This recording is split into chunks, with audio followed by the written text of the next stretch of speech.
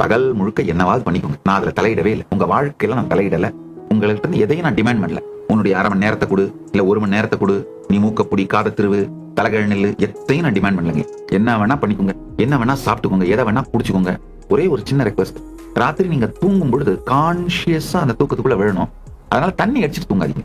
தண்ணி அடிச்சுட்டு தூங்கினீங்கன்னா இந்த இந்த ஞான ரசவாதத்தை பண்ண முடியாது. மீது எதுனாலும் ஓகே, தூக்கத்துக்கு முன்னாடி நீங்க செய்யற எதை வேணா செஞ்சுக்கோங்க, தண்ணி அடிக்கிறத தவிர. ஒரு சில நாள் இதை செஞ்சீங்கன்னா உங்களுக்கு தூக்க மாத்திரை தேவைப்படாது. தூக்கத்துல போறதுக்குன்னே உங்களுக்குள்ள ஒரு ஃப்ரிக்ஷன் உருவாயிட்டு இருக்கும் பாருங்க, அது சுத்தமா இல்லாம போயிடுங்க. நைட் மேரு இதெல்லாம் காணாம போயிடுங்க. உண்மையில உங்களுடைய தாயாருடைய கருவறையிலே நீங்கள் அனுபவித்த எந்த உணர்விலே நீங்கள் உருவானீர்களோ அந்த உணர்வுக்குள்ள நீங்க ஒடுங்கிறது தான் தூக்கம்ங்க.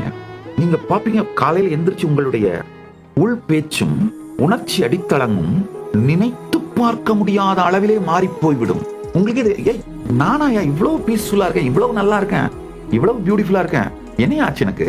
இந்த சாமியார்ட்ட ஏதோ சக்தி இருக்குப்பா. அது என் சக்தி இல்லையப்பா, உங்கள் சக்தி அப்பா, உங்கள் சக்தி ஐயா.